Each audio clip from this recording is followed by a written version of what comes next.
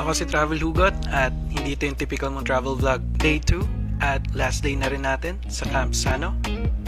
Katatapos ko lang mag-almusal at dahil Pinoy tayo, syempre hindi mawawala yung picture-picture. Wala akong makitang ni isang naliligo sa beach kaya umahon na lang ako. Ang ganda siguro dito kung may kasama ka.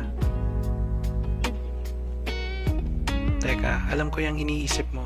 Huwag mo nang subukan. Huwag mo nang subukan. Tigas ng ulo. Ayan, nasaktan ka tuloy. Uwi dun. So ayun na nga. Nagtanong ako kay kuya kung meron bang malapit na magandang spot. Sabi niya meron daw lighthouse at White Sand 30 minutes away. So, diretso tayo. Maraming salamat Kuya Ruel sa mainit na pagtanggap. Sana lumaki mong katulad ang iyong mga anak. Rhyme yun ah.